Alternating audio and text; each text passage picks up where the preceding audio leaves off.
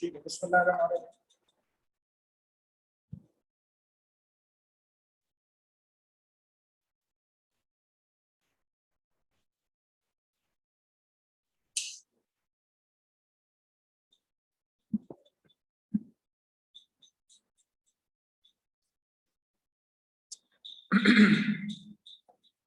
ठीक है बेटा, आपसे AKU हॉस्पिटल का जो एंट्री टेस्ट है उसके बारे में बात करेंगे। बिस्मिल्लाहिर्रहमानिर्रहीम।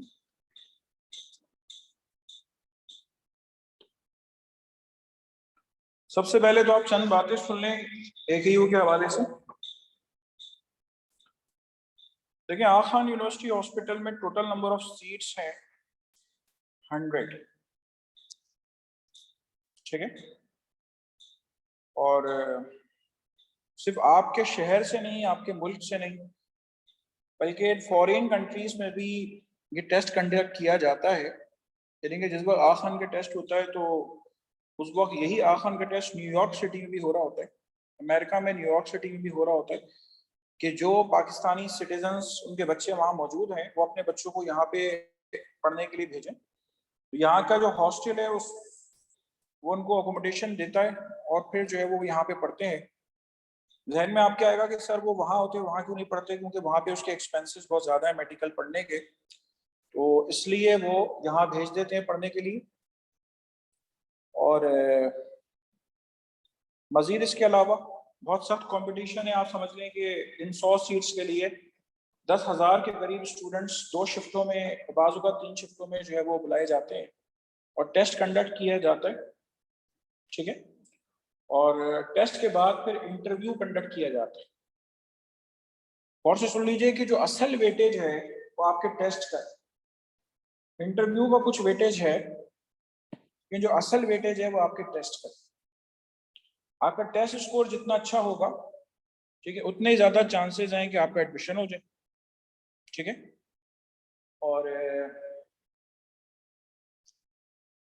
और मजीद चंद बातें सुन लें। देखें, आपके पास इसमें मैथ्स भी आती है, इंग्लिश तो खैर आपके दूसरे टेस्ट में भी आती है, लेकिन बहुत बेसिक मैथ्स भी आपके पास में आती है। मैं इस वक्त स्क्रीन पे देख रहा हूँ कि 13, मुझे मिला के 13 बल्कि 11 स्टूडेंट इसमें मौजूद हैं। तो आप 11 ने बिल्कुल सही फैसला किया कि आप आगा खान का टेस्ट दें, ये बहुत आपका अच्छा फैसला है। शायद आप सोच रहे हो कि क्लास देर से शुरू हुई है, क्लास देर से शुरू नहीं हुई। एग्जैक्ट 2:01 पे मैंने जूम मीटिंग स्टार्ट की थी, लेकिन नो वन एंटर्ड। 10 मिनट बाद मुझे एहसास हुआ कि शायद ये जूम हैंग हो गया हो। फिर मैंने उसको एंड मीटिंग करके दोबारा से लॉग इन किया, तो मुझे अभी नजर आ रहा है कि आप लोग एंटर हो रहे हैं। ठीक है, मैं आपसे ये चीज इसलिए शेयर कर रहा हूँ कि कभी भी ऐसा हो तो उसके ऑल्टरनेटिव आप स्टेटमेंट ध्यान में रखा करें। ठीक है, कि क्या वजह हो सकती है। तो अच्छी बात है कि मैं समझ रहा था कि मैं 10 मिनट से इंतजार कर रहा था कि स्टूडेंट्स अभी तक कोई आया नहीं, हो सकता है कोई दूसरी क्लास कंटिन्यू हुई हो। ओके, तो आप ये जो जितने भी स्टूडेंट्स हैं, आपका बहुत अच्छा फैसला है कि आप जो है वो आगा खान का टेस्ट दे रहे हैं। मैं आपको सिर्फ अपने लास्ट ईयर के स्टूडेंट्स का एक्सपीरियंस बताऊं कि अल्हम्दुलिल्लाह कि जिन्होंने ऑनलाइन क्लास लेके आगा खान के टेस्ट में बैठे हैं, उन्होंने मुझे अपने, मैं किसी और टेस्ट की बात नहीं कर रहा हूँ, सब्जेक्ट की बात नहीं कर रहा हूँ, अपने बायो की बात कर रहा हूँ, तो मुझे मैसेज करके उन्होंने मुझे अपनी मार्कशीट दिखाई कि अल्हम्दुलिल्लाह sir we got full number of marks in bio section. ठीक है, 100% मार्क्स उस बच्चे ने मुझे मैसेज करके बताया कि सर मुझे 100 आउट ऑफ 100 जो है 100% मार्क्स मिले इसमें बायो में, अल्हम्दुलिल्लाह। जहन में आएगा सर वो आपसे रेगुलर पढ़ता रहा होगा। इत्तेफाक की बात है वो बच्चा बड़ा पढ़ने वाला था। लास्ट ईयर वो जब मेरे पास एंट्रेंस में आया है, नॉर्मल एंट्रेंस में भी था वो मेरे पास, तो वो आउटसाइडर था, लेकिन माशाल्लाह से उसके अंदर कैलिबर बहुत ज्यादा था कि वो चीजें सीखने की सलाहियत रखता था कि वो, तो मुझे थोड़ा सा ये दुख हुआ कि मेरे पास अगर वो नॉर्मल इंटर में भी होता तो वो और ज्यादा सीख लेता, लेकिन अल्हम्दुलिल्लाह उसने दिन रात एक किया, और दिन रात एक करने के बाद जो है वो उसने माशाल्लाह से 100% मार्क्स बायो में लिए। ये मैं आपको सबसे क्लोज एग्जाम्पल बता रहा हूँ, कोरोना के दौरान तैयारी वाली बात बता रहा हूँ।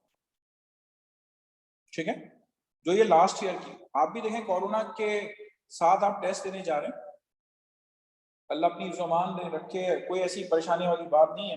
सब चीज़ों को जहन से, उल्टी सीधी चीज़ों को निकाल कर आप आगे बढ़े। और मैं उससे पिछले साल की बात बताऊं कि उससे पिछले साल भी जो है मुझे स्टूडेंट्स ने जो आके मार्क्स दिखाए कि कई स्टूडेंट्स है जिन्होंने 100% मार्क्स बायो में लिए।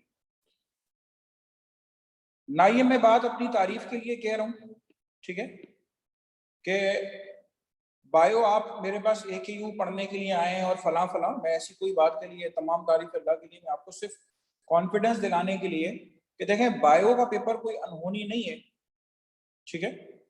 बायो वहां पे जो है वो बायो में से ही आती है, जो आपका बायोलॉजी का सिलेबस है उसी में से आती है, ठीक है, कोई इसमें अनहोनी चीजें नहीं है, ठीक है। और मैं आपको बताऊं कि आपका जो अगर फर्स्ट या सेकंड ईयर का बायो का सिलेबस अगर आपने सही से किया हुआ है तो आप समझ लें कि बहुत सारी चीजें ऐसी हैं कि आप A लेवल्स वालों से अपना कंपटीशन कर सकते हैं कि हाँ भी आपको ज्यादा उनसे आता है जो सिंध बोर्ड के स्टूडेंट्स हैं। और मैं नहीं समझता कि आखन वालों ने अभी कोई ओपन हाउस किया हो। ओपन हाउस में वो स्टूडेंट्स को बुलाते हैं, ओपन हाउस फॉर के AKU एंट्री टेस्ट में क्या देगा इस बारे में सवाल जो है वो जमा करते हैं। तो उनके जो क्वेश्चन आंसर्स हैं, उनके जो टीचर्स हैं, उनके मैं आपको जवाबात बता दूं कि स्टूडेंट्स ने सवाल किया कि पेपर कहाँ से देंगे, उन्होंने कहा कि जो आपने बायो में पढ़ा है वहां से देंगे, ठीक है। किसी ने सवाल किया कि हमारे फर्स्ट ईयर सेकेंड ईयर की सिंध बोर्ड टेक्स्ट बुक में जो है वो गलतियां हैं, उन्होंने कहा आपके टीचर्स किस काम के लिए हैं। अव्वल तो गलतियां बहुत ज्यादा नहीं है, थोड़ी बहुत हैं, और यहाँ पे फिर टीचर्स का रोल आता है कि आप टीचर्स से जो असिस्टेंट लेते हैं सिर्फ बायो की बुक पे डिपेंडेंट तो नहीं होते। तो हम जो भी कंसिडर करेंगे उनके करेक्ट आंसर्स कंसिडर करेंगे, ठीक है। अगर बुक में गलतियां हैं तो आपके टीचर्स उसको सही करने के लिए मौजूद हैं, ठीक है। तो अच्छा, अब इसके अलावा ओपन हाउस में क्लियरली बता दिया गया कि बायो का जो टॉपिक है वो आपकी किताब में से, बायो की किताब में से आएगा, ठीक है। जरूरत इस बात की है कि आप एवरी नुक एंड कॉर्नर जो है वो आप बायो सही से पढ़ के जाइए। और अगर मैं आपको बताऊं आप बायो सही से पढ़ के जाते हैं तो याद रखिए कि आप जो है वो बहुत अच्छे मार्क्स जो है वो वहां पे स्कोर कर सकते हैं। एक बात याद रखिए, ठीक है, बहुत अच्छे मार्क्स आप वहां पे स्कोर कर सकते हैं। तो सही से पढ़ के जाइए बायो, ठीक है, ईच एंड एवरीथिंग पढ़ के जाइए। टाइम बहुत कम है। मैं बायो के स्टूडेंट्स जो AKU में होते हैं मैं उनको ऐसे नहीं जाहिर करता कि हाँ भाई उनको बहुत बेसिक से मुझे उठाना पड़ रहा है। देखिए आपको इस वक्त बाइक फिट एंड स्टार्ट वाली स्ट्रेटेजी पे अमल करना होगा कि आप समझ लें कि जो आपसे सवाल पूछा जाए वो आपको आना चाहिए, ठीक है। तो भाई तैयारी करेंगे इंशाल्लाह, उसके साथ साथ आपको अंदाजा हो जाएगा।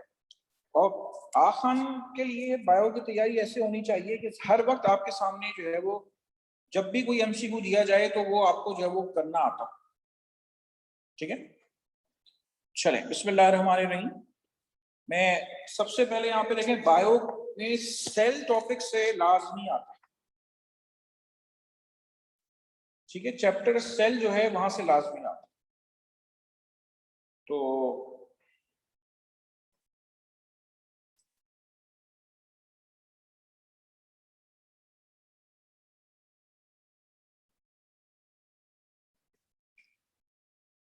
हम सबसे पहले आपसे बात करेंगे एंडोप्लाज्मिक रेटिकुलम के बारे में,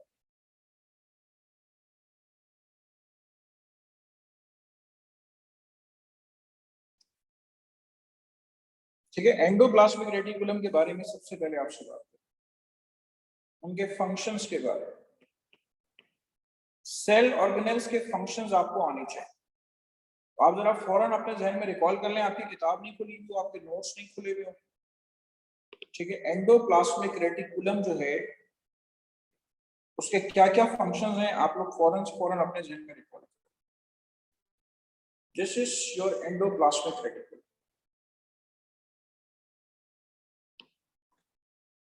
सनिया लतीफ आप मुझे बताना शुरू करें कि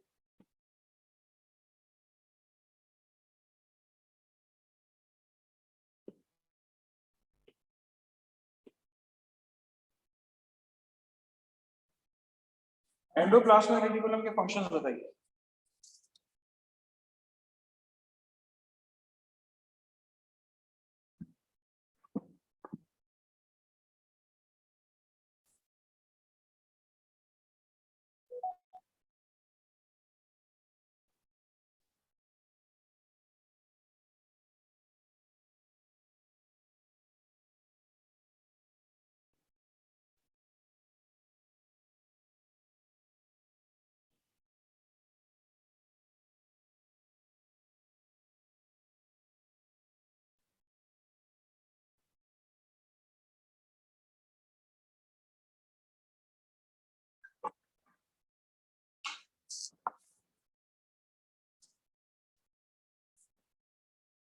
जी, एंडोप्लाज्मिक रेटिकुलम के फंक्शंस।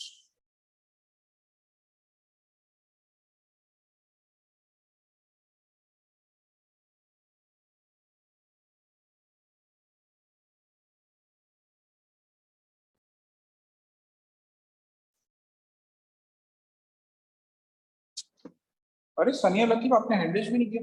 आप एंडोप्लाज्मिक रेटिकुलम के फंक्शन नहीं बताओगे मुझे? इतनी देर में तो तुमने पढ़ लिया होंगे। हाँ, फंक्शन बोलो बेटा। सर मेरा नेट वो टच हो गया था, सही आ रही है इसलिए आवाज। कैसे अनम्यूट थी। हाँ बताइए सर इट मेक्स प्रोटीन्स। ठीक है, प्रोटीन सिंथेसिस में रोल प्ले करता है। और बताइए। Rough endoplasm. लिपिड सिंथेसिस में रोल प्ले करते हैं।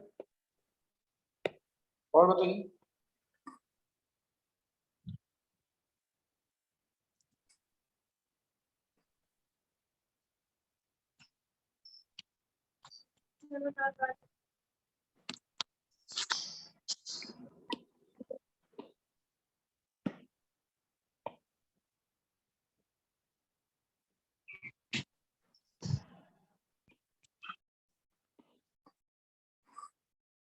Lipid synthesis, protein synthesis, skeletal framework, यानी एक सेल का स्केलेटन बना रहे हैं। ठीक है, this is mainly concern with the skeletal framework. Another function is detoxification of harmful drugs. ठीक है, this helps in the detoxification of harmful drugs. और डिटॉक्सिफिकेशन ऑफ हार्मफुल ड्रग्स में ये रोल प्ले करता है। इसके अलावा आ जाइए फर्दर। और क्या करता है? ठीक है, सुन लीजिए गौर से। प्रोटीन सिंथेसिस की अगर मैं आपसे बात करूं तो प्रोटीन सिंथेसिस बेसिकली राइबोसोम्स का फंक्शन है। राइबोसोम्स क्या करते हैं? राइबोसोम्स अमाइनो एसिड्स को आपस में जोड़ने का काम करते हैं।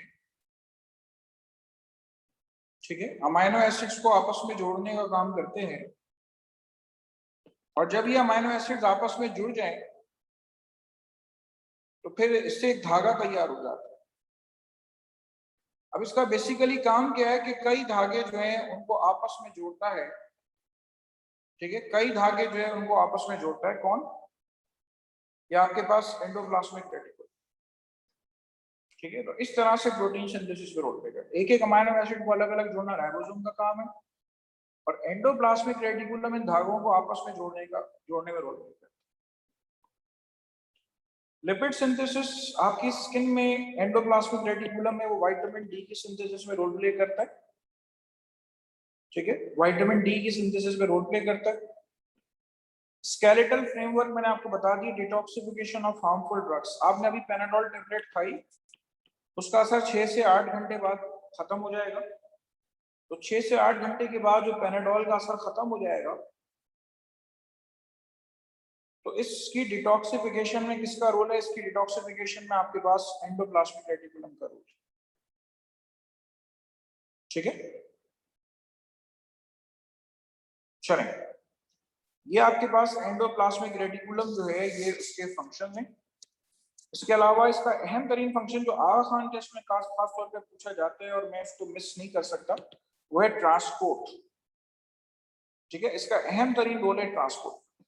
ट्रांसपोर्ट के बारे में अगर आपसे बात करूं, कुछ एंडोप्लाज्मिक रेटिकुलम जो है वो न्यूक्लियस के साथ कांटेक्ट में होती हैं, और बाजू का ऐसा होता है कि न्यूक्लियस के अंदर से किसी चीज को बाहर आना होता है। फॉर एग्जाम्पल राइबोसोम से उनको अगर बाहर आना है, साइटोप्लाज्म में आना है, तो उसकी ट्रांसपोर्ट में रोल प्ले करे। इसके अलावा सेल मेम्ब्रेन के साथ ये कांटेक्ट में, सेल मेम्ब्रेन से भी बात चीजें अंदर आना होती है, तो उनकी ट्रांसपोर्ट में भी ये रोल प्ले करे। इसके अलावा सिक्स्थ फंक्शन आपके पास है स्टोरेज। अगर आप सेकेंड ईयर के अंदर मसल्स में सार्कोप्लाज्मिक रेटिकुलम का नाम सुना हुआ है, तो सार्कोप्लाज्मिक रेटिकुलम जो है वो कैल्शियम की स्टोरेज में रोल प्ले करता है। ठीक है, so this is also mainly concerned with what? This is also mainly concerned with storage of calcium. ठीक है, ये कैल्शियम की जो स्टोरेज है उसमें भी आपके पास रोल प्ले करता है। चले, these are the functions of what? These are the functions of endoplasmic reticulum. Endoplasmic reticulum की कंसंट्रेशन अगर रफ की बात करूं तो रफ ऐसे एरियाज में ज्यादा होता है जहां प्रोटीन सिंथेसिस ज्यादा होती है, फॉर एग्जांपल पेंक्रियास।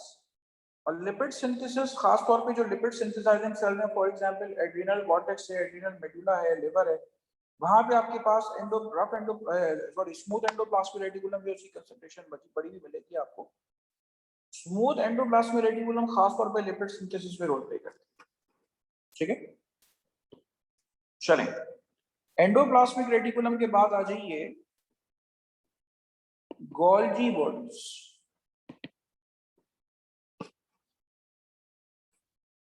ठीक है, गोल्जी बॉडीज के बारे में आपसे बात करूं। गोल्जी बॉडीज जो मौजूद हैं वो कुछ इस तरह से मौजूद है।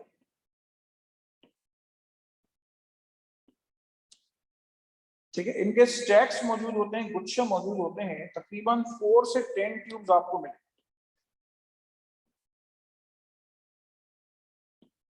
ठीक है, 4 to 10 ट्यूब्स आपको एक बंच में मिलेंगी। एक स्टैक या एक बंच के अंदर आपको 4 से 10 ट्यूब्स मिलेंगे। ठीक है, इसमें दो रीजन्स होते हैं, एक कहलाता है सिस फेस और एक कहलाता है trans face. This is cis phase and this is the trans phase.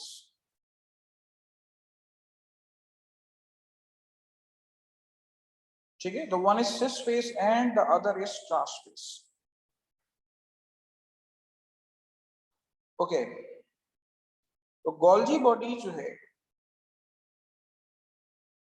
वो आपके पास इस तरह से मौजूद है। गौर से सुन लीजिए, 1 से लेके 10 स्टैक्स होते हैं गोल्जी बॉडीज के एनिमल सेल के अंदर, और प्लांट सेल में तकरीबन 10 to 100 स्टैक्स आपको मिले। ठीक है, प्लांट सेल के अंदर तकरीबन 10 to 100 स्टैक्स आपको मिले गोल्जी बॉडीज। मैंने इसको एंडोप्लाज्मिक रेटिकुलम के साथ क्यों बताना शुरू किया, इसलिए बताना शुरू किया है कि एंडोप्लाज्मिक रेटिकुलम से जो चीजें निकलती हैं उसकी बैक साइड से सिस फेस से दाखिल होती हैं गोल्जी बॉडीज में, और इसके ट्रांस फेस से बाहर निकलती हैं मेच्योर होकर। ठीक है, इसके अलावा गोल्जी बॉडीज के अंदर आपको जो प्लेट लाइक कंपार्टमेंट्स नजर आ रहे हैं, ये जो आपको प्लेट्स सी नजर आ रही है, मैं आपको नेक्स्ट स्लाइड में दिखा देता हूँ बना के।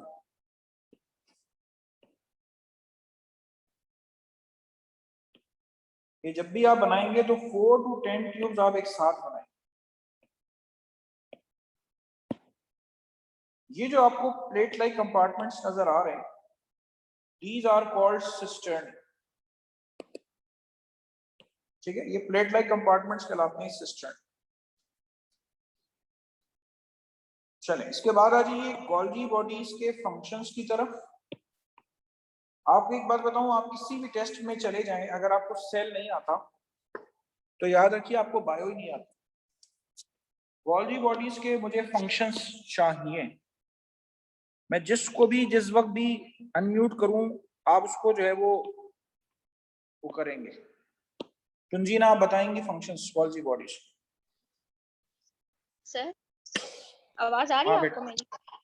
बिल्कुल आ रही है सर। एक फंक्शन तो वो होता है जो एंडोप्लाज्मिक रेटिकुलम से जो चीजें बनती है उनके पैकेजिंग में हेल्प करता है, लाइक उनको पैकेजिंग में उसके बाद वो न्यूक्लियस में जाते हैं। Modification of substances released by endoplasmic reticulum. और जो प्लांट में जो साइटोप्लाज्म डिवाइड होता है सेल प्लेट मेथड से, वो सेल प्लेट बनाती है Golgi bodies. Cell plate formation में रोल प्ले करता है, बहुत अहम फंक्शन। और बताइए। और सर और तो नहीं याद, लाइक दो। सोचें आपके मुंह में सलाइवा अगर आता है रोजाना 1 से 10 लीटर, 1 से 1.5 लीटर, सेल सीक्रेशंस जो है जितने भी ग्लैंड्स में से होती हैं तो वो गोल्जी बॉडीज से ही सीक्रेशंस निकल के बाहर आते हैं। This is actually concern with the cell secretions. Cell secretion से मुराद है जितनी भी ग्लैंडुलर सिक्रीशंस हैं, वो ग्लैंडुलर सिक्रीशंस गोल्जी बॉडीज की वजह से। और बताइए,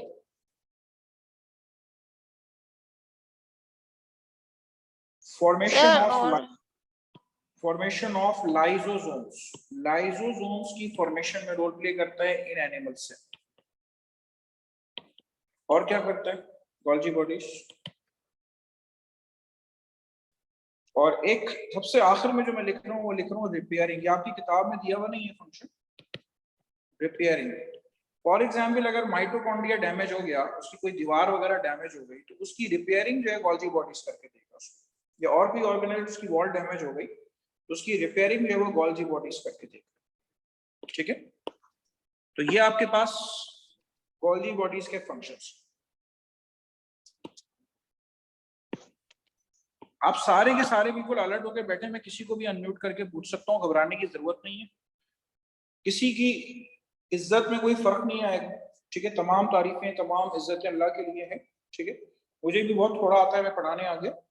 ठीक है, तो कभी वो ना हो, लेकिन आपको असल में आपकी ब्रेनस्टॉर्मिंग करनी है, तो इस वजह से आपको सारी चीजें जो है ना अपने जहन में रिकॉल करके बैठना होगा। मैं आपको नॉर्मल स्टूडेंट्स की तरह तो कभी लेता नहीं हूँ, जो आसान वाले स्टूडेंट्स होते हैं उनको मैं नॉर्मल स्टूडेंट्स के तौर पर लेता ही नहीं। ठीक है, अगर कोई आके बिलफर्स बैठ भी जाते हैं, ठीक है, लेकिन यह है कि आप में इसमें बड़ी एक्सपर्टीज चाहिए होती है आसान के टेस्ट। चलें, गोल्जी बॉडीज के बारे में आपसे बात हो गई। गोल्जी बॉडीज के बाद आ जाइए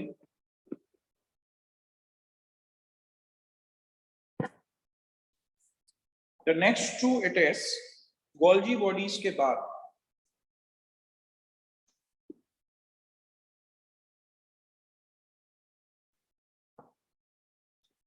परऑक्सीजोम्स। अपने जहन में आप रिकॉल कर लें कि परऑक्सीजोम्स का क्या फंक्शन। ये एक सेल है, इस सेल के अंदर इस तरह के आपको स्ट्रक्चर्स मिले, तो ये क्या कहलाते हैं? कहलाते हैं परऑक्सीजोम्स।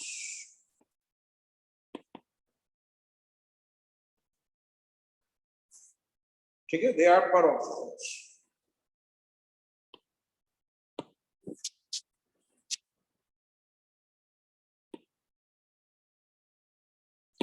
ज़ैनब, परऑक्सीजोम्स का फंक्शन चाहिए मुझे। ज़ैनब अब्दुल कर।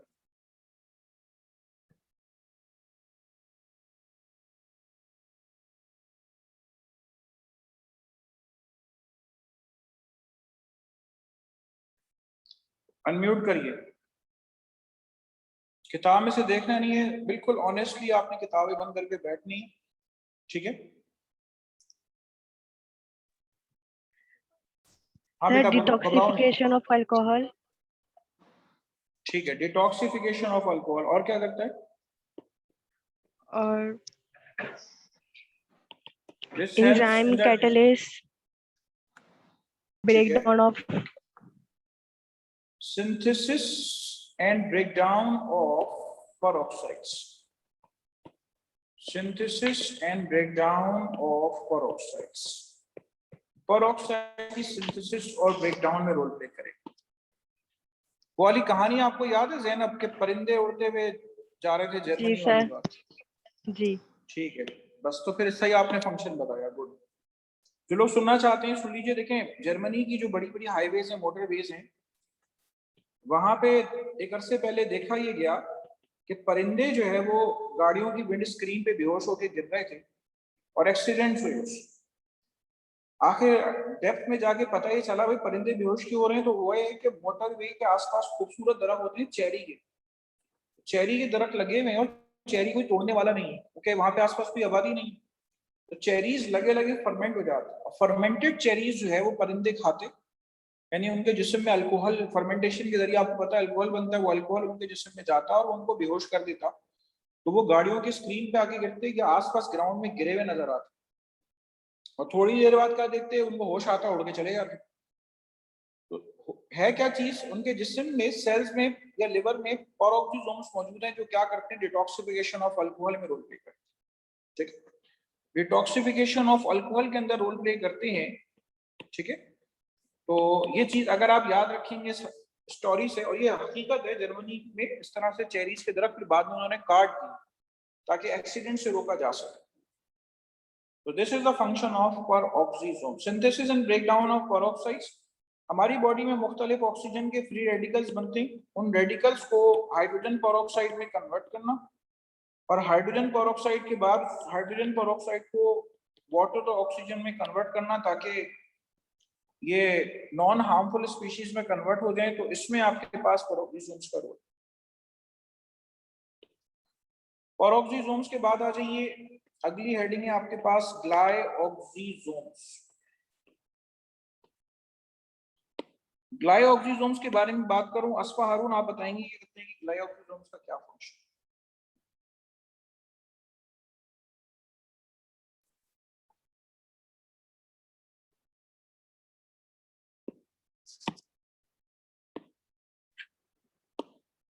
दुआ फातिमा आप बता रही हैं कि ग्लाइऑक्सीसोम्स का क्या फंक्शन। इसका जो वर्ड ग्लाइ लिखा हुआ है, इसका इससे ढूंढिए इसका फंक्शन कि इसका क्या function. Sir breakdown of fatty acid. आप कौन है? दुआ फातिमा है? अस्फा हारून। अच्छा अस्फा हारून। दुआ फातिमा ने अच्छा वो नहीं किया, ठीक है। ब्रेकडाउन ऑफ फैटी एसिड्स नहीं जी, नहीं, ये फंक्शन बेटा नहीं है इसका।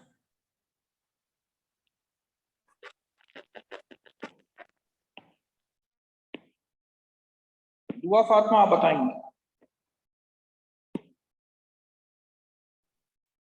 सर ग्लाइऑक्सीसोम्स जो है वो पेरोक्सीसोम्स की तरह ही होते हैं, लेकिन वो प्लांट सेल्स में होते हैं। करते क्या है? सर वो डिटॉक्सिफिकेशन करता है। डिटॉक्सिफिकेशन नहीं करते, ग्लूकोनियोजेनेसिस करते। ग्लाइ का वर्ड जो लिखा हुआ है ना, ये बेटा लिखा हुआ है किसके लिए? ये लिखा हुआ है ग्लूकोनियोजेनेसिस के लिए। मैं आपको एक मिसाल देके वाजे करता हूँ। देखें, ये कैस्टर ऑयल सीड है, ठीक है, एक कैस्टर ऑयल सीड है। अब ये जो कैस्टर ऑयल सीड है, इस कैस्टर ऑयल सीड को जो है जब ग्रो करना है, इसकी ग्रोथ की जरूरत है। आप इसको अंदर से देखेंगे तो इसके अंदर सिर्फ क्या मौजूद है? इसके अंदर ऑयल मौजूद, ठीक है। इसके अंदर क्या मौजूद है? इसके अंदर ऑयल मौजूद। अब जो इसके अंदर ऑयल मौजूद है, जब ग्रोथ हो रही है तो उस वक्त इस ऑयल को ग्लूकोज में कन्वर्ट करने की जरूरत है, ठीक है। इस ऑयल को ग्लूकोज में कन्वर्ट करने की जरूरत है।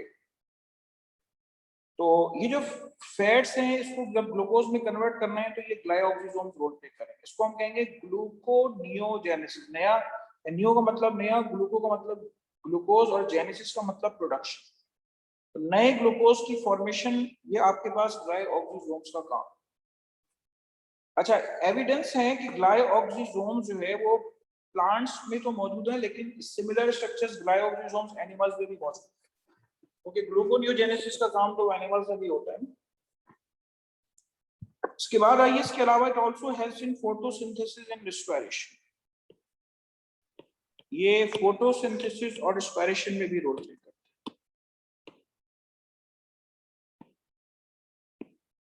ठीक है। This also helps in photosynthesis and respiration. ये फोटोसिंथेसिस और रेस्पिरेशन में भी ये रोल प्ले करते हैं। चलें, इसके बाद आ जाइए फर्दर। ग्लाइऑक्सीसोम्स के बाद the next to it is chloroplast की बात कर लेते हैं।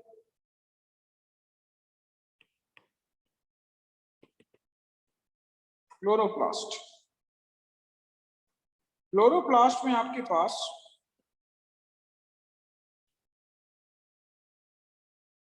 ये डबल मेम्ब्रेन बाउंडेड स्ट्रक्चर है।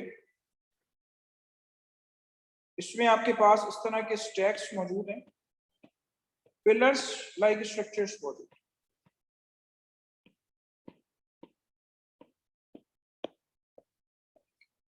क्लोरोप्लास्ट इतना आसान है कि मुझे आप में से किसी से पूछने की जरूरत नहीं है क्योंकि अगर किसी ने गलत जवाब दिया तो मुझे शायद इसका बहुत ज्यादा अफसोस भी होगा कि क्यों गलत जवाब दिया। ये स्टैक्स जो मौजूद हैं ये कहलाते हैं आपके पास ग्रेनम, और इसकी एक सिंगल प्लेट क्या कहलाती है? इसकी सिंगल प्लेट कहलाती है थाइलाकोइड। ठीक है, इसकी एक सिंगल प्लेट जो है वो कहलाती है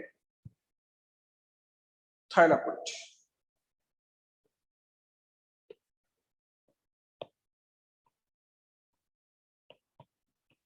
और ये सारे के सारे जो ग्रेनम है ये आपस में कनेक्टेड होते हैं। ठीक है, ये सारे के सारे जो ग्रेनम है ये आपस में जो है वो कनेक्टेड होते हैं। दरमियान में जो आपको स्पेस नजर आ रही है यहाँ पे ये स्ट्रोमा है। जो चीज आपको ध्यान में रखनी है कि क्लोरो का मतलब ग्रीन और प्लास्ट का मतलब मेम्ब्रेन बाउंडेड। क्लोरोप्लास्ट का फंक्शन जो है this actually helps in photosynthesis. ठीक है, this actually helps in photosynthesis. ये फोटोसिंथेसिस में रोल प्ले करता है। फोटोसिंथेसिस के दो स्टेप्स हैं, लाइट डिपेंडेंट और लाइट इंडिपेंडेंट। ठीक है, लाइट डिपेंडेंट है और light independent reaction. Light dependent reaction जो है उसमें आपके पास थाइलाकोइड रोल प्ले करेंगे और लाइट इंडिपेंडेंट में ये स्ट्रोमा रोल प्ले करेंगे। ठीक है, लाइट इंडिपेंडेंट रिएक्शन होता है स्ट्रोमा के अंदर और लाइट डिपेंडेंट रिएक्शन होता है थाइलाकोइड्स के अंदर। वो पूरी आपके इलेक्ट्रॉन ट्रांसपोर्ट चेन बायोएनर्जेटिक्स के अंदर पड़ी हुई है। ठीक है, तो वो सारे कामों में आपके पास कौन रोल प्ले कर रहे हैं? वो सारे कामों में आपके पास क्लोरोप्लास्ट जो है उसके जो ऑर्गन है वो हेल्प कर रहे हैं। इसका अपना डीएनए होता है। आपने अगर पत्ते की ऊपर वाली सरफेस देखी वो डार्क ग्रीन होती है। डार्क ग्रीन होने की वजह से सूरज की रोशनी जब ज्यादा पड़ती है तो क्लोरोप्लास्ट की तादाद बढ़ती है, वो इसके पास अपना डीएनए मौजूद होता है। तो ये खुद से, ठीक है, ये सेल्फ रेप्लिकेटिव होता है, ये खुद से डिवाइड हो जाता है। ठीक है, चलें क्लोरोप्लास्ट के बाद आइए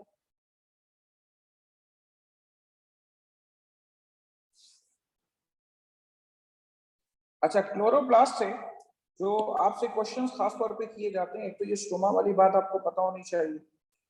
दूसरा ये है कि आपको उसके अंदर खास तौर पे कोई भी चीज अगर दिखाई जा रही है, ग्रेनम शो कराया जा रहा है, थाइलाकोइड शो कर, आपको उसकी लेबलिंग आनी चाहिए। स्ट्रोमा में खास तौर पे एंजाइम्स बहुत सारे मौजूद होते हैं।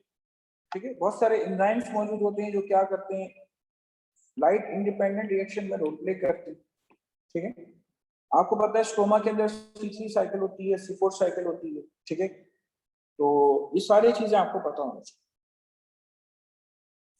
क्लोरोप्लास्ट के बाद आइए ल्यूकोप्लास्ट का फंक्शन आपको पता होना चाहिए। ल्यूकोप्लास्ट का क्या था? ल्यूको कहते हैं कलरलेस प्लास्टिड्स। ठीक है, these are actually what? These are actually the colorless plastids। ठीक है, ये आपके पास दरअसल कलरलेस प्लास्टिड्स। अब ये कलरलेस प्लास्टिड्स कहाँ मौजूद हैं? They are found in cells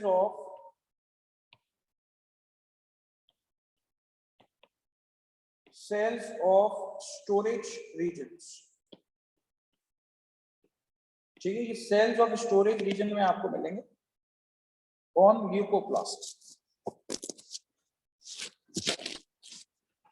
for example, अगर मैं आपसे पोटैटो के प्लांट के बारे में बात करूं तो पोटैटो की जो ब्रांचेस होती हैं वो जमीन के अंदर होती हैं और वो उसकी टिप्स जो होती हैं वो पोटैटो में तब्दील हो जाती है।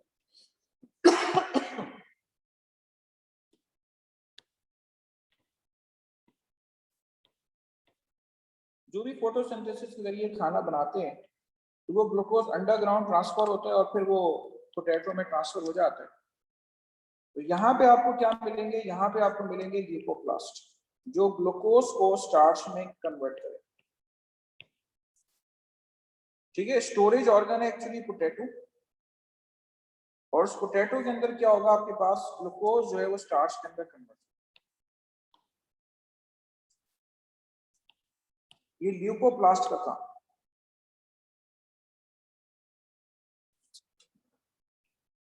क्रोमोप्लास्ट।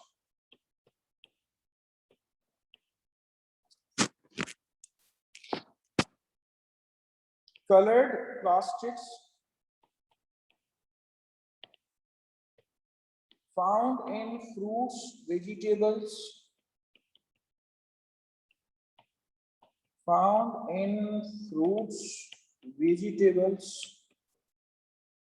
flowers, etc. ठीक है, क्रोमोप्लास्ट मौजूद। अब कलर्ड प्लास्टिक्स हैं तो फ्लावर्स में अगर मौजूद हैं तो ये इंसेक्ट्स को अट्रैक्ट करते हैं, तो इंसेक्ट पॉलिनेशन में हेल्प, ठीक है, they actually help in insect pollination. ठीक है, ये इंसेक्ट पॉलिनेशन में जो है वो रोल प्ले करते हैं। ओके, इसके अलावा प्रोप्लास्टिक्स मौजूद हैं। ये प्रोप्लास्टिक्स खास तौर पे आपको मेरिस्टेमेटिक सेल्स में मिलेंगे। They are found in the meristematic cells. Meristematic cells आपको पता है कि अभी जब ये आगे डिवाइड होते हैं तो फिर ये मैच्योर होते हैं, तो अब इनके साइटोप्लाज्म में क्लोरोप्लास्ट, क्रोमोप्लास्ट और ल्यूकोप्लास्ट होने की बजाय प्रोप्लास्टिक्स मौजूद हैं। अब फर्ज करें ये मेरिस्टेमेटिक सेल आपके पास तब्दील हुआ एक ऐसे सेल के अंदर जो कि स्टोरेज में रोल प्ले करेगा, तो वहां पे ये ल्यूकोप्लास्ट बनाएगा। फोटोसिंथेसिस बनाने वाला पार्ट अगर ये मेरिस्टेमेटिक सेल बनाएगा तो फिर ये क्लोरोप्लास्ट में तब्दील हो जाएगा। और इसके अलावा अगर ये कोई पॉलिनेशन को प्रमोट करने के लिए, फ्रूट बनाने के लिए, तो फिर आपके पास जो है वो तब्दील हो जाएगा किसके अंदर, क्रोमोप्लास्ट के अंदर तब्दील हो जाएगा।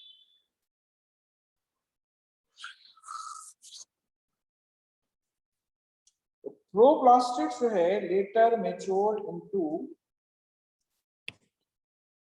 Chloroplast, chromoplast and leucoplast.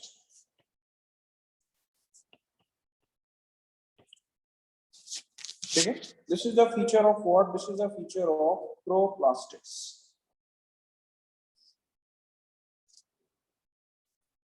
चलिए इसके बाद आइए फर्दर। नेक्स्ट है आपके पास माइटोकॉन्ड्रिया।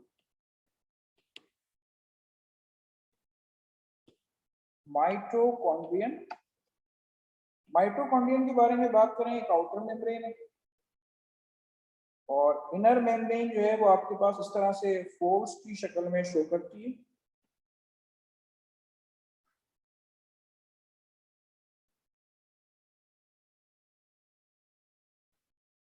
ठीक है, ये जो इनर फोल्ड्स आपको नजर आ रहे हैं ये कहलाते हैं cristae. This is an outer membrane and this is an inner membrane, और ये डीएनए मौजूद है।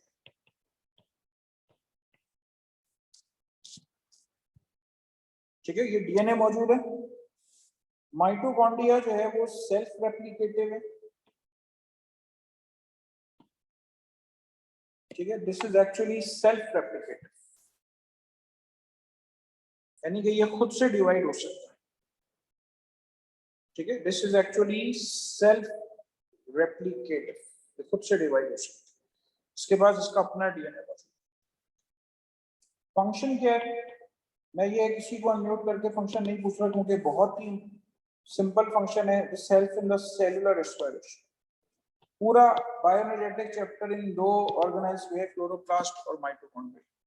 ठीक है, तो मैं समझता हूँ कि यहाँ पे बहुत सिंपल सी बात है कि सेलुलर रेस्पिरेशन में ये रोल प्ले करते, इतनी बात आपको पता होनी चाहिए। बाकी माइटोकॉन्ड्रिया के बारे में सुन लीजिए कि a person actually inherits mitochondria from mother, क्योंकि जो ओवा होता है और स्पर्म होता है, स्पर्म के जो माइटोकॉन्ड्रिया होते हैं उसकी टेल में होती है और टेल जो वो बाहर रह जाती है, सिर्फ उसका न्यूक्लियस अंदर दाखिल होता है। तो ओवम के अंदर जो माइटोकॉन्ड्रिया मौजूद है वो एक्चुअली क्या होता है, जो ओवम के माइटोकॉन्ड्रिया हैं वो पर्सन दरअसल इनहेरिट करते हैं, और फादर के माइटोकॉन्ड्रिया एक पर्सन जो इनहेरिट नहीं करते। ठीक है, बाकी आपने सेमी ऑटोनोमस एग्जिस्टेंस के बारे में सुना हुआ है कि माइटोकॉन्ड्रिया की जो है वो सेमी ऑटोनोमस एग्जिस्टेंस है। सेमी ऑटोनोमस एग्जिस्टेंस मतलब ये है कि ये खुद से डिवाइड हो सकता है, ये सेल्फ रेप्लिकेटिव है, यानी कि इसको न्यूक्लियस की डायरेक्शन की जरूरत नहीं। जहां एनर्जी की नीड ज्यादा होती है, ठीक है, जहां पे एनर्जी की नीड ज्यादा होती है तो वहां पे क्या होता है, वहां पे जो है ये खुद से डिवाइड हो सकता है, ठीक है। जहां पे भी एनर्जी की नीड ज्यादा होती है वहां पे ये खुद से डिवाइड हो सकता है। चलिए, this is about what, this is about mitochondria, ठीक है, this is about mitochondria.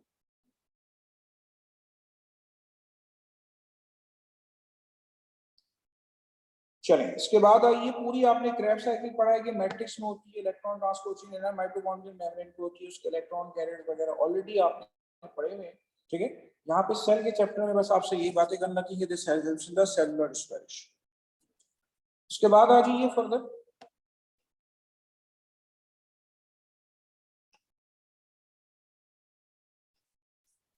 Mitochondria के बाद आ जाइए लाइसोसोम्स की तरफ। लाइसोसोम्स में देखें क्वेश्चंस बहुत सारे आते हैं। इस तरह का सिंगल मेम्ब्रेन बाउंडेड स्ट्रक्चर होता है,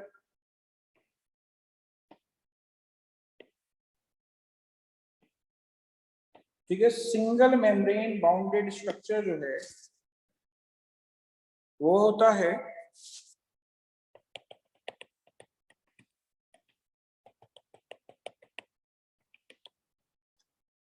और इसके अंदर तकरीबन 40 प्लस हाइड्रोलाइटिक एंजाइम्स, ठीक है, 40 प्लस हाइड्रोलाइटिक एंजाइम्स होते हैं। लाइसोसोम्स का काम क्या है? ये सबसे बड़ी बात सुन लेंगे, ये सिर्फ और सिर्फ एनिमल सेल में होता है। फंक्शन इसका है digestion, breakdown of substances taken into the cell. This helps in the breakdown of substances taken into the cell. ठीक है, this helps in the breakdown of substances taken into the cell. ये आपके पास digestion में इसका role है। 3 disorders आपको पता होने चाहिए, Tay-Sachs, गॉशर्स और क्रेब्स, ठीक है। ये 3 डिजीजेस जो है ये आपको पता होनी चाहिए। Tay-Sachs हेक्सोजामाइनेटेस की वजह से ना होने की वजह से होती है, गॉशर्स ग्लूकोसेरेब्रोसाइडेस और क्रेब्स जो है वो गैलेक्टोसाइडेस ना होने की वजह से होती है। आपको बहरहाल ये नाम एंजाइम्स के याद नहीं रखने, एमबीबीएस में ये नाम लिखे हुए मिलेंगे आपको, आपसे यहाँ पे कोई भी नहीं पूछेगा। जो बात यहाँ पे आपसे पूछेगा बस वो याद रखने। गॉशियस डिजीज में आपको लिवर इनलार्जमेंट मिलेगी, लिवर और स्प्लीन इनलार्ज मिलेगा, ठीक है, लिवर और स्प्लीन इनलार्ज मिलेगा। इसके अलावा आपको इरोजन ऑफ लॉन्ग बोन्स मिलेगा, ठीक है, बड़ी हड्डियां जो हैं उनकी आपको इरोजन मिलेगी, ठीक है। तो ये होता है आपके पास वॉशर्स के अंदर। तीनों की खास बात ये है कि तीनों के अंदर मेंटल रिटार्डेशन है, तीनों के अंदर अर्ली डेथ है, ठीक है। तीनों के अंदर याद रखें लॉस ऑफ माइलिन शीट है। आपकी किताब में बहुत लिमिटेड उसमें दिया हुआ है माइलिन शीट, लेकिन याद रखें कि एग्जाम में कभी भी कोई सवाल ऐसा नहीं आता जो कि आपस में दूसरी बुक्स टू बुक्स कॉन्ट्रडिक्शन हो। याद रखिए तीनों के अंदर लॉस ऑफ माइलिन शीट होंगे, तीनों ही आपके पास ब्रेन के जो स्ट्रक्चरल कंपोनेंट्स हैं, केमिकल सब्सटेंसेस हैं, उसका डिसऑर्डर है कि वो बन नहीं पा रहे, इसलिए लॉस ऑफ माइलिन शीट आपको तीनों में मिलेगी। तीनों में मेंटल रिटार्डेशन है, तीनों के अंदर early age, death in early age, ठीक है। चलें, तो लाइसोसोम्स आपके पास डाइजेशन में रोल प्ले करते हैं, ठीक है। They help in digestion of substances taken into the cells. Digestion of substances में जो है वो रोल प्ले करते हैं। इसके बाद आ जाइए फर्दर, न्यूक्लियस के बारे में आपसे बात करूंगा। न्यूक्लियस एक हो सकता है, दो हो सकते हैं, और न्यूक्लियस के अंदर आपको न्यूक्लियोलाई मिले।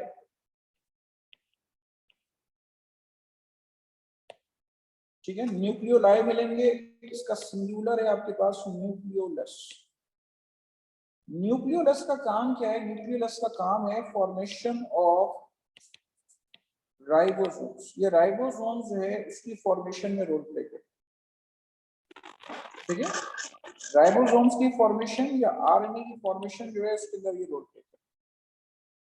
ठीक है, अच्छा, इसके अंदर जो एक्चुअल हालत में डीएनए मौजूद होता है तो वो क्रोमोनीमा की हालत में होता है, और जब सेल डिवाइड होता है तो वो आ जाता है किस शक्ल में? वो क्रोमोसोम्स की शक्ल इख्तियार कर लेता है। ठीक है, तो बाकी सब कुछ आपको जो है वो क्रोमोसोम के बारे में पता होना चाहिए।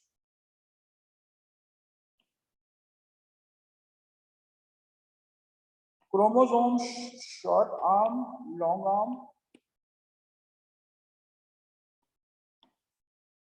This is centromere.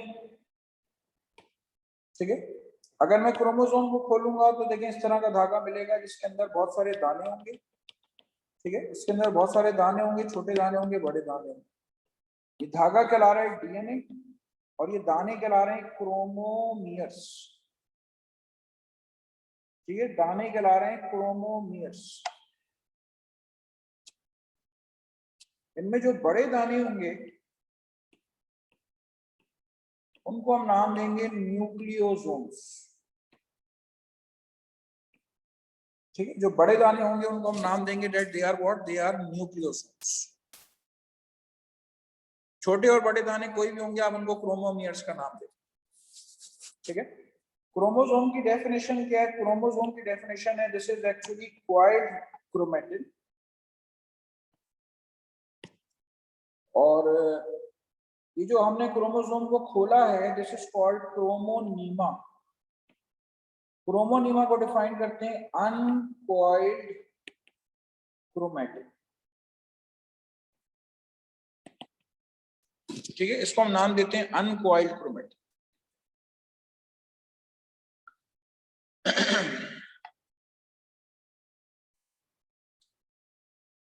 चलें, तो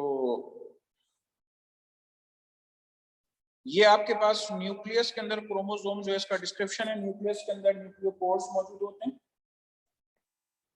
ठीक है, मखसूस चीजें इसके अंदर दाखिल हो सकती हैं। न्यूक्लियस डबल मेम्ब्रेन बाउंडेड होता है। जिस तरह इंसान के ब्रेन तक हर चीज दाखिल नहीं हो सकती, बिल्कुल उस तरह न्यूक्लियस जो है वो ब्रेन ऑफ द सेल है, और न्यूक्लियस के अंदर भी हर चीज दाखिल नहीं हो सकती। ठीक है, क्रोमोसोम्स की तादाद, टोटल क्रोमोसोम्स हैं तो वो आपके पास डिप्लॉइड नंबर कहलाएगा। क्रोमोसोम्स आधे हैं तो वो हैप्लॉइड नंबर कहलाएगा। ठीक है, क्रोमोसोम्स आधे हैं तो वो कहलाएगा haploid number of chromosome. Okay, nucleus का फंक्शन क्या है? It performs vital activities of a cell. ठीक है, it performs vital activities of a cell. Vital activities cell की जो है वो कंट्रोल करेगी। अच्छा, इसके बाद आ जाइए further, non membrane bounded organelles में, नॉन मेम्ब्रेन बाउंडेड ऑर्गेनेल्स, इनमें सबसे पहले मैं आपसे बात कर रहा हूं सेंट्रोसोम के बारे में और सेंट्रियोल के बारे में बात कर रहा हूं। ठीक है, सेंट्रोसोम के बारे में बात कर रहा हूं या सेंट्रियोल के बारे में बात कर रहा हूं?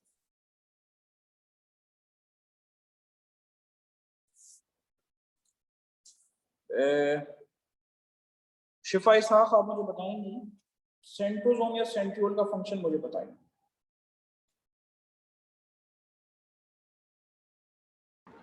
What is the function of centrosome या centrioles? Sir cell division centrosome से सेंट्रोमेर्स में वो माइक्रोट्यूब्यूल्स में आते हैं तो अटैचमेंट। हाँ बेटा, क्लियर बताओ, थोड़ा सा सही से प्रॉपर बताओ क्या करते हैं। Sir, the centromeres or centrosomes, they produce the microtubules during cell division. वो क्या करेंगे microtubules? Sir, the microtubules, sir, वो chromosomes से attach होते हैं during cell division to separate the chromosomes. ठीक है, okay. They produce spindle fibres, ये सेंट्रियोल्स हैं, ये सेंट्रोसोम्स हैं, स्पिंडल फाइबर्स प्रोड्यूस करते हैं जो एक पोल से दूसरे पोल तक रन करते हैं। They get attached with the spindle fibres, जो स्पिंडल फाइबर्स से अटैच हो जाते हैं, और फिर उसके बाद क्या होता है कि ये बीच में से टूट जाते हैं। जब ये खींचते हैं तो ये क्रोमोसोम्स अपोजिट पोल्स पे ये खींच लेते हैं, ठीक है। तो सेंट्रोसोम या सेंट्रियोल्स क्या करते हैं? They produce spindle fibers which help in separation of chromatids during cell division, ठीक है, जो क्रोमैटिड्स की सेपरेशन करते हैं ड्यूरिंग द सेल डिविजन, ठीक है। This is the function of centrosome or centriole. इसके बाद आ जाइए बेटा, नॉन मेम्ब्रेन बाउंडेड ऑर्गेनेल में एक तो आपके पास सेंट्रोसोम है, दूसरा आपके पास है राइबोसोम्स। राइबोसोम जो है वो समझ लें आप 50 डिफरेंट टाइप्स के प्रोटीन्स एक जगह पे जमा हैं, ठीक है। इसमें आपको लार्जेस्ट सब यूनिट नजर आएगा,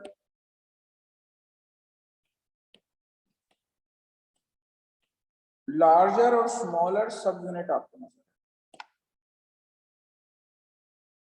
लार्जेस्ट सब यूनिट होता है 50s और स्मॉलर सब यूनिट होता है 30s। 50 सिविट बॉक्स और 30 सिविट बॉक्स, ठीक है। 50 सिविट बॉक्स और 30 सिविट बॉक्स, सिविड वर्क्स, ठीक है।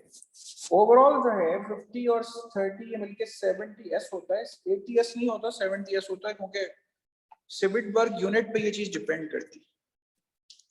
सिविटबर्ग होता है molecular mass upon size ratio, आपसे कोई भी नहीं पूछे, ठीक है। जो काम की बात है बस वो सुन लें। राइबोसोम्स क्या करते हैं? Ribosomes they are called protein factories. Protein factories हैं, ये अमीनो एसिड्स को आपस में अरेंज करते हैं, ठीक है। They help in formation of protein, protein formation में जो ये रोल प्ले करते हैं। राइबोसोम्स फ्री भी मौजूद होते हैं और राइबोसोम्स अटैच्ड भी मौजूद होते हैं, ठीक है। Ribosomes are found freely and ribosomes are found attached with the endoplasmic reticulum, ठीक है। फ्रीली भी मौजूद होते हैं और एंडोप्लाज्मिक रेटिकुलम के साथ ये अटैच्ड फॉर्म में भी मौजूद होते हैं, ठीक है।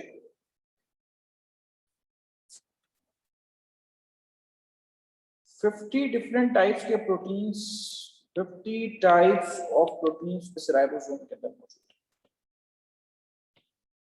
और अगर आपने रिसेंटली मेरे सेकेंड डे के कोर्स चल रहा है उसमें आपने प्रोटीन सिंथेसिस पढ़ी है, तो लार्जेस्ट सब यूनिट के बारे में मैंने आपको बताया था।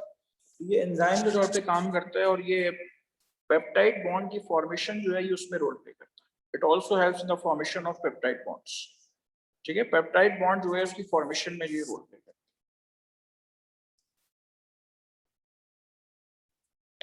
अच्छा, इसमें आपसे बात करने जा रहा हूं further. Non membrane bounded organelle के अंदर आपके पास आ जाते हैं वैक्यूल, ठीक है। नॉन मेम्ब्रेन बाउंडेड ऑर्गेनेल के अंदर आपके पास आ जाता है वैक्यूल। अपने जहन में जरा वैक्यूल का फंक्शन सोच लीजिए कि वैक्यूल जो है उसका एक्चुअल फंक्शन क्या हो।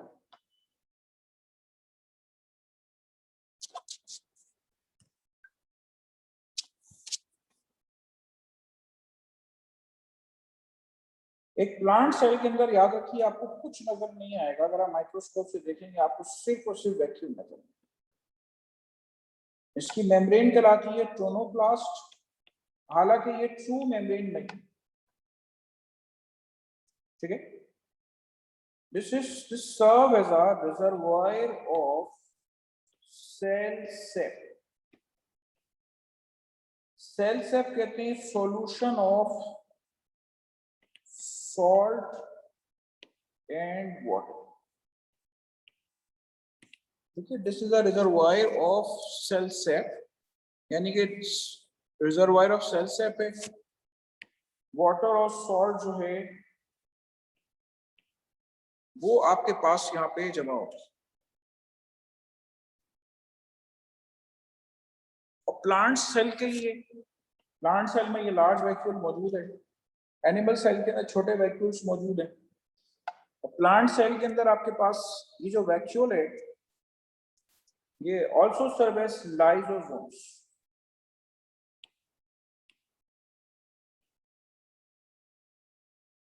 ठीक है। ये लाइसोसोम्स के तौर पर जो है वो सर्व करते हैं, ठीक है। This also serve as lysosomes, ये लाइसोसोम के तौर पे जो है ये सर्व करता है।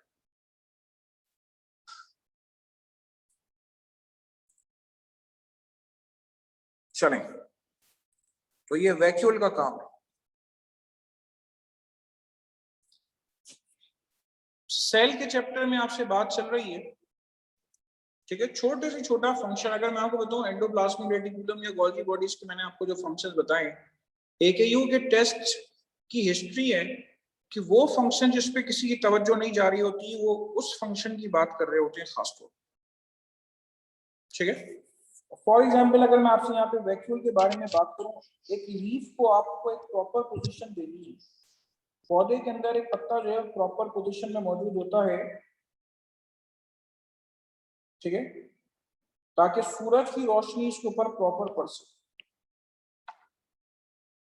ठीक है, ताकि सूरज की रोशनी जो है वो इसके ऊपर प्रॉपर पड़ सके।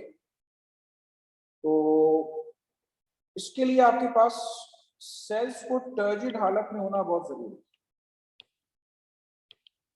ठीक है। सेल्स को टर्जिड स्टेट जो है उसमें होना बहुत ज्यादा जरूरी है।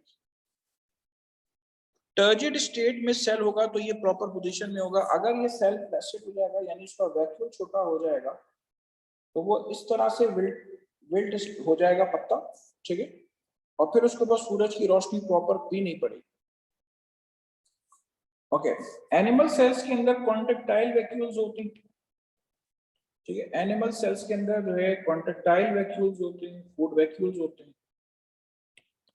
कॉन्ट्रेक्टाइल वैक्यूल्स हैं, फूड वैक्यूल्स हैं, ठीक है। तो ये अपनी जगह।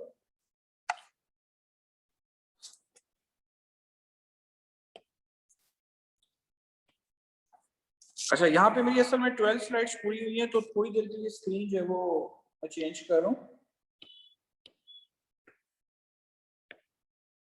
ओके, इसके बाद बेटा आपको साइटोस्केलेटन के बारे में पता होना चाहिए। मैं आपके सामने डायग्राम बनाऊंगा, मैं लिखूंगा नहीं कौन सी चीज क्या है, आपने खुद ही जो है वो जज करना है। अब आपको इतना आना चाहिए कि आप जो है उस चीज को कम से कम जज कर सकें। ये देखिए, ये गोल गोल प्रोटीन बना रहा हूँ, ये दरअसल ग्लोब्यूलर प्रोटीन है।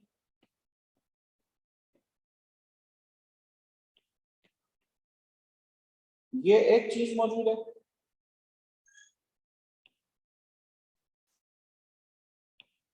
ये आपके पास इसके साथ ये मौजूद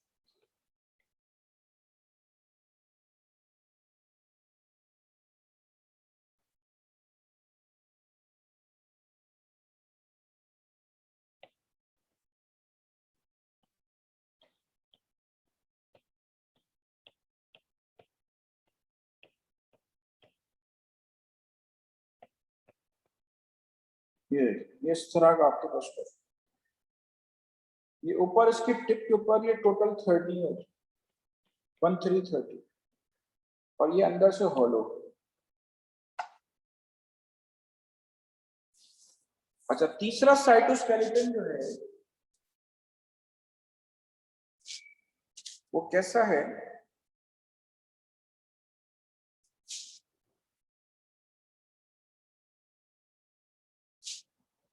वो देखिए वो ऐसा है।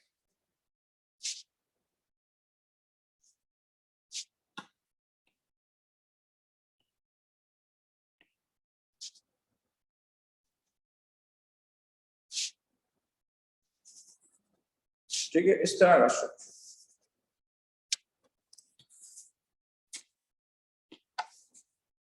चलें, ये बता दें जरा मुझे, सुनिए ना, आप बता दें जरा मुझे, पहले वाले पे हेडिंग क्या डाल दूं?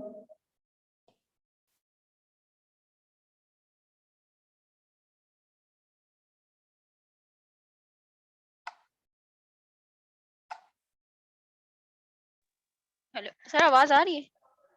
बिल्कुल आ रही है। सर माइक्रोट्यूब्यूल, माइक्रोट्यूब्यूल ये बीच वाला है। और ठीक है? लास्ट वाला I guess actin filament, actin network है जो साइड पे बना हुआ है। नहीं, ये जो पहला वाला है ये वाला एक्टिन है, और इसको हम कहते हैं माइक्रोफिलामेंट। ठीक है, ये माइक्रोफिलामेंट। और जो तीसरा वाला है ये कौन सा है? ये इंटरमीडिएट फिलामेंट्स। इसका रोप लाइक स्ट्रक्चर है। ठीक है, रस्सी जो होती है ना, अगर हम इन धागों को जी मिला दें, असल में ये फाइब्रस प्रोटीन है, these are the fibrous proteins, और ये इन दोनों जगह पे आपको ग्लोब्यूलर प्रोटीन्स मिलेंगे। Here are the globular proteins, इन दोनों जगह पे आपको ग्लोब्यूलर प्रोटीन्स मिलेंगे।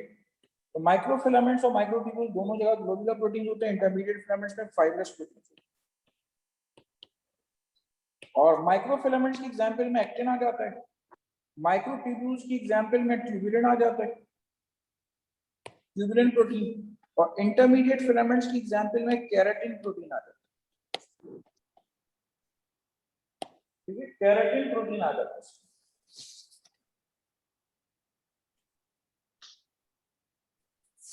ओके, और तीनों में क्या फर्क है?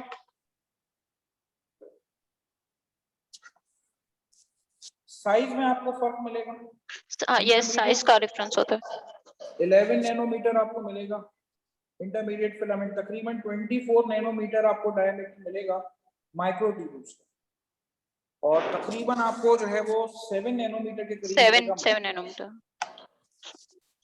ओके, ये मसल्स में मौजूद हैं, और माइक्रोट्यूब्यूल जो है वो सेल का स्केलेटन बना रहे हैं, सेंट्रियोल्स के अंदर मौजूद है। और इंटरमीडिएट फिलामेंट्स आपके पास केराटिन प्रोटीन बना रहे हैं। केराटिन प्रोटीन हमारी स्किन पे मौजूद होता है। ठीक है, हमारे बालों में मौजूद होता है केराटिन प्रोटीन। तो ये फर्क है आपके पास इंटरमीडिएट फिलामेंट्स, माइक्रोट्यूब्यूल्स और माइक्रोफिलामेंट्स। ठीक है, चले, कोई सवाल बेटा आपने करना है आप कर लें। सेल का चैप्टर आप नेक्स्ट क्लास में आएंगे, आपने किया होना चाहिए। ठीक है, आज ही बैठ के उसको फिनिश कर लें। एक बात याद रखिएगा, जब भी किताब के सामने बैठा करें ना, इसको बंद करके पहले 10 से 15 मिनट सोचा करें कि ये टॉपिक है, अपने जहन में जोर दिया करें, खोल के ना देखा करें। जितना आप किताब खोल के पढ़ते हैं ना, उतना आपको जो है वो चीज जाया हो जाती है, टाइम जाया होता है। बगैर देखे पढ़े, सोचें क्या था, एक एक घंटा गुजार दें सोचने में, फिर देखें कैसे अच्छा याद होता है। पेपर में सिर्फ रिकॉल ही तो है, और क्या चीज। ठीक है, पेपर में थ्रू आउट जितनी भी चीजें हैं बेटा, वो रिकॉल ही तो है, और कुछ भी नहीं। सर हाँ बेटा बोलो। सर, आप नेक्स्ट क्लास में जो चैप्टर पढ़ाएंगे अगर आप हमें बता दें, ताकि हम थोड़ा अपने माइंड में पहले से सही रिव्यू है, कर बहुत लें। अच्छी बात है, बहुत अच्छी बात है। नेक्स्ट क्लास में इंशाल्लाह मैं आपको बायोलॉजिकल मॉलिक्यूल कराऊंगा। Okay, thank you.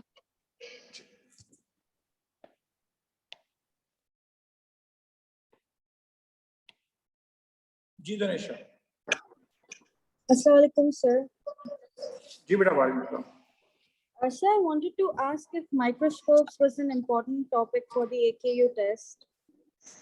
हाँ हाँ बिल्कुल, माइक्रोस्कोप का भी टॉपिक है। आपको माइक्रोस्कोप का टॉपिक इंशाल्लाह वैरायटी ऑफ लाइफ में बताएंगे, क्योंकि अभी आज जितना मैंने आपको सेल बताया है ना, फिर अभी दूसरी क्लास शुरू होगी 3:20 पे, तो इसलिए मैंने माइक्रोस्कोप जो है वो यहाँ पे रोका है। ठीक है, no need to worry at all.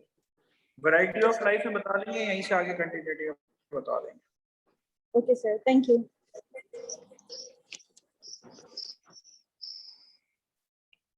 चलें बात करते हैं आपसे इंशाल्लाह नेक्स्ट क्लास में। Thank you so much.